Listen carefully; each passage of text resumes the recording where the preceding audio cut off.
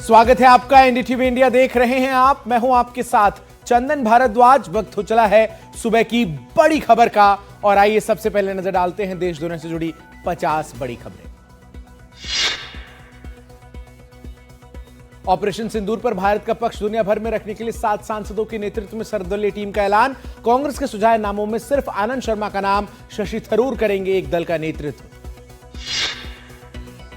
कांग्रेस नेता शशि थरूर ने सरकार द्वारा उन्हें प्रतिनिधिमंडल का नेतृत्व करने पर अपना बयान दिया और कहा कि उन्हें देश का प्रतिनिधिमंडल का नेतृत्व करने का सम्मान मिला है और उन्हें इसे राजनीति से ऊपर रखते हुए स्वीकार किया है। उन्होंने कहा कि जब भी देश को उनकी जरूरत होगी वो पीछे नहीं हटेंगे। असम के मुख्यमंत्री हिमंता बिस्वा शर्मा ने कांग्रेस सांसद गौरव गोगोई का नाम कांग्रेस की ओर से दिए जाने पर आपत्ति जताई। शर्मा ने आरोप लगाया कि गोगोई ने पाकिस्तान में लंबा समय बिताया और उनकी पत्नी एक पाकिस्तानी एनजीओ से वेतन लेती थी। एनसीपी सांसद सुप्रिया सुले ने विदेश जाने वाले प्रतिनिधिमंडल का निमंत्रण स्वीकार कर केंद्र सरकार को धन्यवाद दिया। अपने सोशल मीडिया प्लेटफॉर्म एक्स पर पोस्ट कर इस सम्मान को उन्होंने स्वीकार किया। केंद्र सरकार द्वारा एक वैश्विक प्रतिनिधिमंडल बनाने के निर्णय को राजनीतिक रूप से करने के लिए कांग्रेस पर आलोचना करते हुए केंद्रीय मंत्री अर्जुन राम मेघवाल ने कहा कि ऐसी स्थिति में कोई भी राजनीति ना करे। प्रतिपक्ष के नेता राहुल गांधी ने शनिवार को डॉक्टर एस जयशंकर के बयान पर सरकार से सवाल पूछा। उन्होंने पाकिस्तान को ऑपरेशन सिंदूर के बारे में पहले से क्यों सूचित किया था। राहुल गांधी के आरोपों पर विदेश मंत्रालय ने दिया जवाब। कहा तथ्यों को गलत तरीके से पेश कर रहे हैं राहुल गांधी। केंद्रीय गृह मंत्री अमित शाह ने गुजरात में अपने कार्यक्रम में पाकिस्तान को कड़ी चेतावनी दी और कहा कि पाकिस्तान नरेंद्र मोदी के नेतृत्व में आतंकवाद के खिलाफ भारत ने कड़ा रुख अपनाया है। शाह ने बताया कि इस मिशन को सिंदूर का नाम खुद प्रधानमंत्री ने दिया।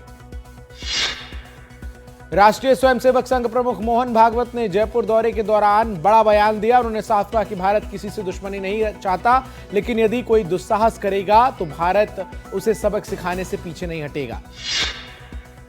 पाकिस्तानी प्रधानमंत्री शहबाज शरीफ ने कबूला नूर खान एयरबेस पर भारत ने किया था सटीक हमला का। असीम मुनीर ने दी थी जानकारी। एआईएमआईएम प्रमुख असदुद्दीन ओवैसी ने तुर्की द्वारा पाकिस्तान का समर्थन करने पर नाराजगी जताई। उन्होंने कहा कि भारत ने दुनिया की सबसे बड़ी मुस्लिम आबादी है और तुर्की को भारत पाकिस्तान रिश्तों को लेकर सतर्क रहना चाहिए। पहलगाम हमले के बाद जम्मू कश्मीर में आतंकियों के खिलाफ सुरक्षा बलों ने सख्त अभियान चलाया हुआ है। रिपोर्ट के मुताबिक सुरक्षा बल अपने अगले मिशन पर लग गए हैं, जिसमें 9 लोकल और 2 विदेशी आतंकी समेत कुल 11 आतंकी सुरक्षा बलों के निशाने पर हैं। लॉन्चिंग के तीसरे चरण में आई तकनीकी समस्या के चलते इसरो का EOS-09 मिशन असफल। सैटेलाइट निर्धारित कक्षा में स्थापित नहीं हो सका। जेएनयू जामिया और आईआईटी रुड़की के बाद अब आईआईटी बॉम्बे ने भी तुर्की के यूनिवर्सिटीज के साथ हुए अपने समझौतों को रद्द कर दिया है। आतंकवाद के खिलाफ एकजुटता दिखाते हुए गोवा में तिरंगा यात्रा का आयोजन किया गया। मुख्यमंत्री प्रमोद सावंत ने इस मौके पर ऑपरेशन सिंदूर की सराहना की और भारतीय सशस्त्र बलों को सलामी दी। भारत ने शनिवार को बांग्लादेश से तैयार वस्त्रों और प्रोसेस्ड खाद्य पदार्थों के आयात पर पोर्ट प्रतिबंध लगा दिया है। वाणिज्य मंत्रालय के तहत directorate general of foreign trade ने इस संबंध में एक नोटिफिकेशन जारी किया है। ट्रैवल ब्लॉगर ज्योति मल्होत्रा को पाकिस्तान के लिए जासूसी करने के आरोप में गिरफ्तार किया गया। पुलिस का दावा है कि उन्होंने पाकिस्तान यात्रा के दौरान खुफिया एजेंटों से संपर्क में आकर सोशल मीडिया के जरिए संवेदनशील जानकारियां साझा की। असम पुलिस ने इंडियन आर्मी की गजराज मिलिट्री इंटेलिजेंस के साथ मिलकर ऑपरेशन घोस्ट सिम चलाया। इस अभियान में फर्जी सिम कार्ड के जरिए चलाए जा रहे एक साइबर क्राइम नेटवर्क का भांडाफोड़ किया गया, जिसमें पाकिस्तान को संवेदनशील जानकारी भेजे जाने की आशंका है। दिल्ली नगर निगम में हुआ बड़ा राजनीतिक उलटफेर। दिल्ली नगर निगम में आम आदमी पार्टी के 15 पार्षदों ने इस्तीफा देकर इंद्रप्रस्थ विकास पार्टी नाम से एक नया राजनीतिक मोर्चा बना लिया है। समाजवादी पार्टी के मीडिया सेल के द्वारा मीडिया अकाउंट पर उप मुख्यमंत्री उत्तर प्रदेश के ब्रजेश पाठक के खिलाफ की गई आपत्तिजनक टिप्पणी को लेकर एफआईआर दर्ज की गई है। दिल्ली के नबी करीम इलाके में निर्माणाधीन होटल की दीवार गिरने से 3 लोगों की मौत हो गई। बताया जा रहा है कि दिल्ली एनसीआर में आई तेज आंधी और बारिश के कारण दीवार ढह गई। दिल्ली सरकार के मंत्री प्रवेश साहिब सिंह वर्मा ने घुमनहेड़ा में 47 करोड़ की लागत से बनने वाले एक वर्ल्ड क्लास गौशाला की योजना का ऐलान किया है। यह शेल्टर 5000 गायों की क्षमता वाला होगा और राष्ट्रीय राजधानी क्षेत्र में सबसे आधुनिक केंद्रों में से एक होगा। दिल्ली के ग्रामीण क्षेत्रों में विकास के लिए मास्टर प्लान 2041 अब अंतिम चरण में है। पीडब्ल्यूडी मंत्री प्रवेश वर्मा ने इस बारे में जानकारी देते हुए बताया कि लगभग 48 गांवों को अर्बनाइज किया जाएगा, जिससे इन गांवों में सड़कें, सीवरेज, स्ट्रीट लाइटिंग और अन्य सुविधाएं विकसित की जाएंगी।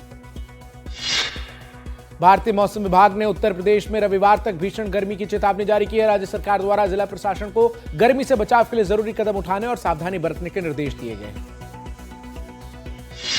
महाराष्ट्र में 25 मई तक भारी बारिश का अलर्ट। कोंकण और घाटों में तेज बारिश और तूफानी हवाओं की चेतावनी। आईएमडी द्वारा सतर्कता की अपील।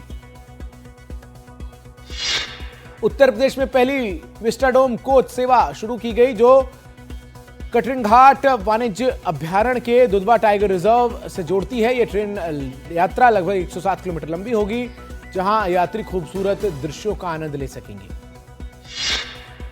देश की प्रमुख ट्रेनों में शामिल मुंबई नई दिल्ली राजधानी एक्सप्रेस ने अपने 53 गौरवशाली वर्षों का सफर पूरा कर लिया है। पश्चिमी रेलवे ने इस ऐतिहासिक उपलब्धि को धूमधाम से मनाया। प्रयागराज के प्राइवेट स्कूल में हुई 4 साल के बच्चे की मौत। पीड़ित परिवार का आरोप, 2 टीचरों की पिटाई से हुई बच्चों की मौत। पोस्टमार्टम रिपोर्ट में चोट के निशान की पुष्टि, जांच में जुटी पुलिस। कर्नाटक के बागलकोट जिले में एक 25 वर्षीय दूल्हे की शादी के दौरान हार्ट अटैक से मौत हो गई। मंगलसूत्र पहनाने के वक्त दूल्हा मंच से गिर पड़ा और मौत हो गई। यूपी के हापुड़ स्थित मोनाड यूनिवर्सिटी में शनिवार शाम एसटीएफ लखनऊ और मेरठ पुलिस ने भारी पुलिस बल के साथ छापा मारा। फर्जी मार्कशीट घोटाले के तहत कारवाई विश्वविद्यालय के चेयरमैन सहित 9 लोगों को हिरासत में लिया गया। बिहार के नालंदा में मानसिक रूप से बीमार युवक को बच्चा चोरी के शक में पोल से बांधकर पीटा गया। पुलिस ने मौके पर पहुंचकर उसकी जान बचाई।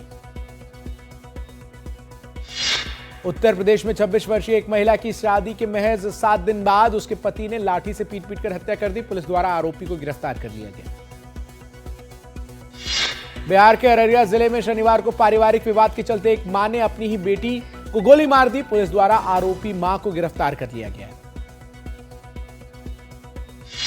मध्य प्रदेश के जबलपुर में शनिवार को नर्मदा नदी किनारे अवैध रेत खनन के खिलाफ कार्रवाई करते हुए पुलिस ने 3 पोकलैंड मशीनें, एक डंपर और एक ट्रैक्टर जब्त किया है। बनखेड़ी गांव के ब्रह्मकुंड घाट पर छापा मारने पर आरोपी मौके से फरार हो गए। अमेरिकी राष्ट्रपति डोनाल्ड ट्रंप ने बताया कि सोमवार को वह रूस के राष्ट्रपति व्लादिमीर पुतिन से यूक्रेन युद्ध को खत्म करने के लिए फोन पर बातचीत करेंगे। ट्रंप ने सोशल मीडिया पोस्ट में कहा कि इस बातचीत का मुख्य मुद्दा रक्तपात को रोकना होगा। यूक्रेन के सुमी क्षेत्र में एक नागरिक बस पर रूस के ड्रोन हमले में कम से कम 9 लोगों की मौत हो गई और 4 घायल हो गए। प्रशासन ने इसे नागरिकों पर एक निंदनीय हमला बताया है।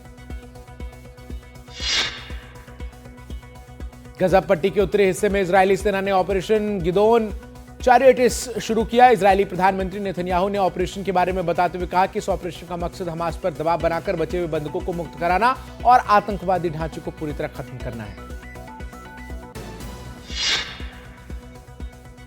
इजरायली सेना ने शनिवार को एक वीडियो जारी किया है जिसमें लेबनान के मजरात जमजिम इलाके में एक चलती गाड़ी पर हवाई हमला दिखाया गया है। सेना का दावा है कि गाड़ी में बैठा हिजबुल्लाह कमांडर उस इलाके में आतंकवादी ढांचे को दोबारा खड़ा करने की कोशिश में जुटा था। संयुक्त राष्ट्र महासचिव एंटोनियो ग्यूटेरेस ने बगदाद में हुए अरब लीग समिट में गाजा में बंधक बनाए गए इजरायली नागरिकों की रिहा की मांग की। उन्होंने जबरन विस्थापन का विरोध करते हुए 2 राज्यों के बीच शीघ्र समाधान निकालने की अपील की। अमेरिका के न्यू ऑरलियंस में जस्टिस सेंटर से 10 खतरनाक कैदी फरार हो गए। जेल की दीवारों पर catch us if you can जैसे संदेश लिखे कर ये तमाम लोग फरार हो गए, जिससे सुरक्षा व्यवस्था पर गंभीर सवाल उठ रहे हैं। प्रधानमंत्री नरेंद्र मोदी ने नीरज चोपड़ा को 90 मीटर से अधिक भाला फेंकने पर बधाई दी। दोहा डायमंड लीग में नीरज ने 90.23 मीटर का थ्रो कर अपना सर्वश्रेष्ठ प्रदर्शन किया, जिसे प्रधानमंत्री ने समर्पण और अनुशासन का प्रतीक बताया। बैंगलोर और कोलकाता के बीच आईपीएल का 58वां मैच बारिश के चलते धुल गया। मैच धुलने से ही दोनों टीमों को एक एक अंक मिला। इस रद्द हुए मैच से डिफेंडिंग चैंपियंस कोलकाता प्लेऑफ की रेस से बाहर। आज दिन के पहले मैच में राजस्थान और पंजाब का होगा आमना सामना। मैच राजस्थान के सवाई मानसिंह स्टेडियम में दोपहर 3:30 बजे खेला जाएगा। दिन के दूसरे मैच में दिल्ली और गुजरात होंगे आमने सामने। मैच दिल्ली के अरुण जेटली स्टेडियम में शाम 7:30 बजे खेला जाएगा। रोहित शर्मा के टेस्ट से संन्यास के बाद रवि शास्त्री ने युवा नेतृत्व की वकालत की है। उन्होंने शुभमन गिल या ऋषभ पंत को कप्तान बनाने का सुझाव दिया है। जसप्रीत बुमराह को यह जिम्मेदारी देने का विरोध किया। सलमान खान ने अपनी अगली फिल्म के लिए अपूर्व लाखिया को बतौर निर्देशक फाइनल कर लिया है, जो जुलाई 2025 से फ्लोर पर जाएगी। यह फिल्म इंडियाज मोस्ट फियरलेस 3 पर आधारित होगी और 2026 की गर्मियों में रिलीज होगी। मिशन इम्पॉसिबल का प्रमोशन के दौरान हॉलीवुड सुपरस्टार टॉम क्रूज ने भारतीय सिनेमा के प्रति अपने प्रेम का इजहार किया और कहा कि वो एक हिंदी फिल्म में काम करना चाहते हैं। उन्होंने भारत की संस्कृति और लोगों को प्रभावशाली बताया।